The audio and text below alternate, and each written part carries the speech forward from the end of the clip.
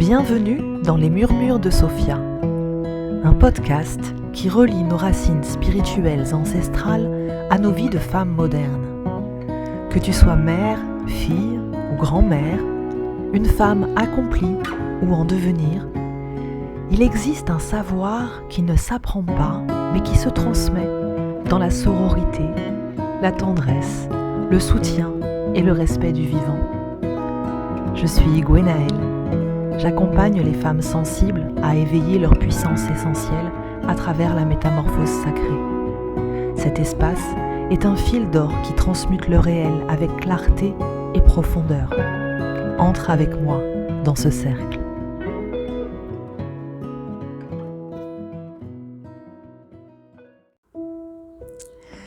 La chute a un remède simple et radical.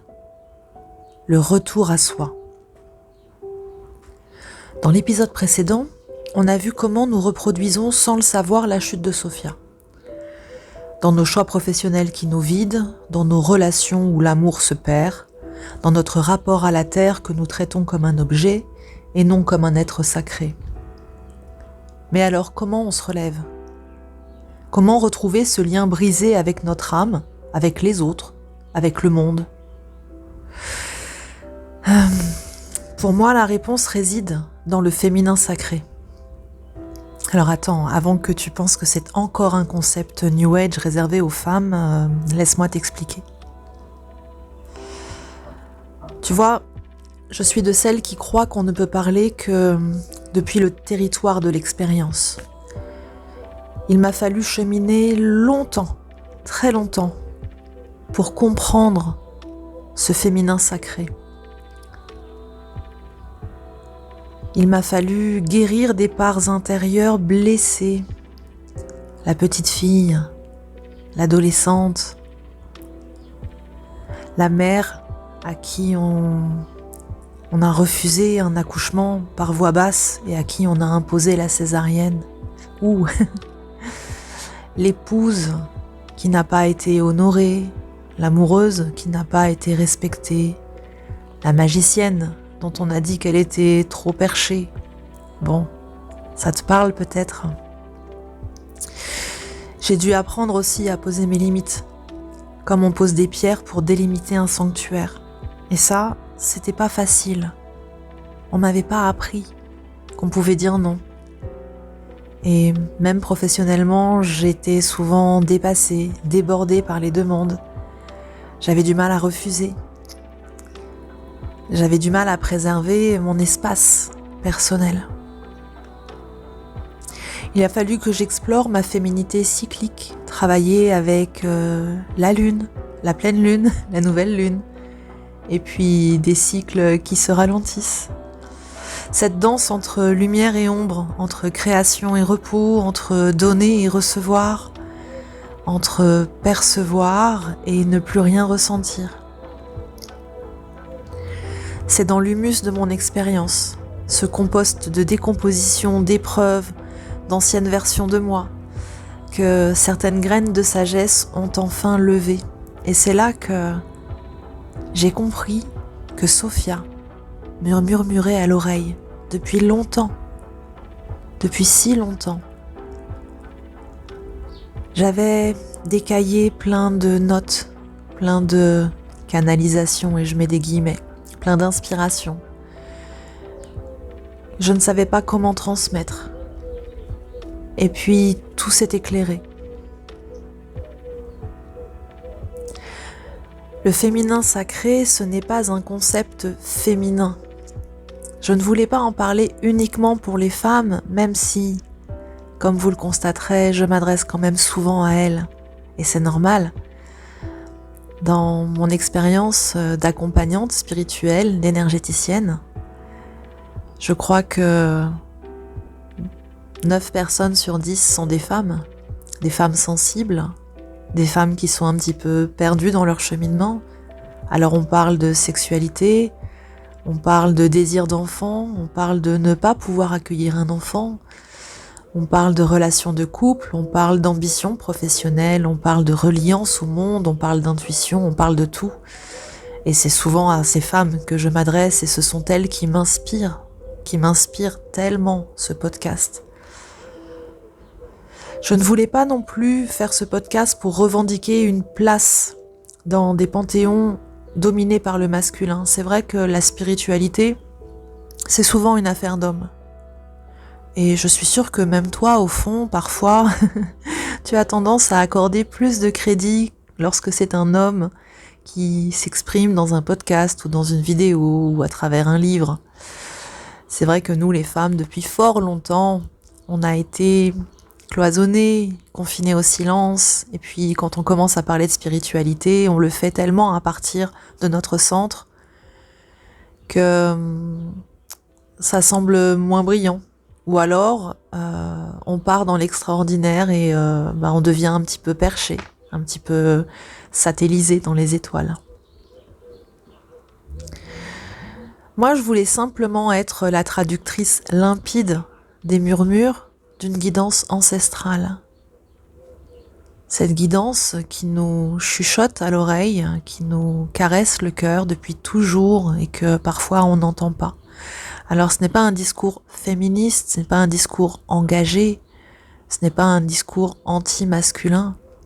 C'est juste que le monde aujourd'hui, il a besoin de cette sagesse féminine. Il a besoin qu'on se reconnecte, qu'on la retrouve. Et cette sagesse, elle a pris de multiples noms à travers les âges. Moi, je les ai entendues quand elles se sont présentées sous le nom de Sœur Mariale. Mais vous pouvez avoir Mère Marie, Marie-Madeleine, Isis, la grande magicienne, Aurora, la dragonne céleste, Tiamat, la dragonne primordiale, Sophia, bien sûr. Et certainement que vous avez lu, tout comme moi, ce livre qui est paru il y a quelques années qui s'appelle Le Code Sophia. Peut-être que j'aurai l'occasion de revenir sur ma lecture de ce livre qui ne m'a pas apporté autant de profondeur que ce que je pouvais vivre dans le quotidien et qui, je pense, a désancré, déraciné bon nombre de lectrices, mais qui a le mérite d'exister et qui a le mérite de faire savoir au monde que Sophia est là, qu'elle est toujours là. Ces noms, ce ne sont pas des étiquettes, ce sont des visages d'une même lumière. Une lumière qui nous rappelle que la puissance n'est pas dans la domination, mais dans la création. La force n'est pas dans le contrôle, mais dans l'accueil de ce qui est. Et la souveraineté n'est pas dans l'isolement, mais dans la connexion. Et si le monde avait soif de ce rééquilibrage ?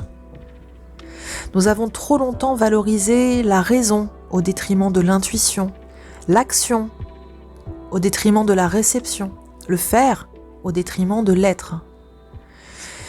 Le féminin sacré, ce n'est pas l'opposé du masculin, c'est son complément et c'est la part de nous qui sait écouter la terre, qui sait attendre le bon moment, qui sait ralentir, qui sait que la vulnérabilité est une force.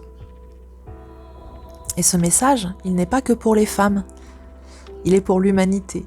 Ça peut paraître prétentieux, mais je pense qu'il y a des hommes aussi qui écoutent et qui peuvent ressentir au fond d'eux que la sagesse et la vérité viennent de la mer. Même s'ils n'osent pas exprimer ce féminin en eux, même s'ils n'osent pas révéler à la lumière leur part féminine et leur vertu de douceur, de tendresse, ils ont envie aussi d'exister à travers ce féminin. Parce que nous portons tous en nous la capacité à enfanter, pas seulement des enfants de chair, mais enfanter des idées, des projets, des mondes. Nous portons également la capacité à nourrir, pas seulement un corps, mais une âme, une communauté. La capacité à guérir, pas seulement les blessures, mais la fracture collective. Le féminin sacré, c'est la mémoire de ce que nous avons oublié. Nous avons oublié que notre corps est un temple que nos émotions sont des messagères, que la Terre est notre mère. C'est ça que j'avais envie de transmettre à travers ces épisodes.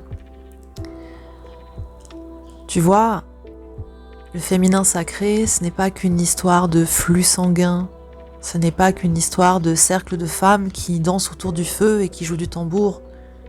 Tout ça, c'est très vertueux. Mais le féminin sacré tel qu'il a été enseigné depuis fort longtemps manquait, à mon sens, véritablement de profondeur, de traduction des sagesses ancestrales. Moi, je n'avais pas envie d'être dans un féminin sacré dans lequel je ne me reconnaissais pas, parce que je suis une femme moderne, parce qu'il y a des choses que l'on m'a imposées, mais que j'ai fini par intégrer comme si elles étaient normales et je ne les questionne plus aujourd'hui parce que je les aime. Je dis ça, c'est par exemple le fait de se maquiller. Même quand je suis seule, je me maquille. Et tout autant, je peux sortir sans être maquillée. C'est un choix, c'est une question de conscience et une question de confiance personnelle. Et moi, ce que j'ai envie de transmettre, c'est que les codes sont ceux que l'on se crée et que le féminin, il est bien au-delà de tout ça. Alors concrètement, comment on incarne ce féminin sacré ?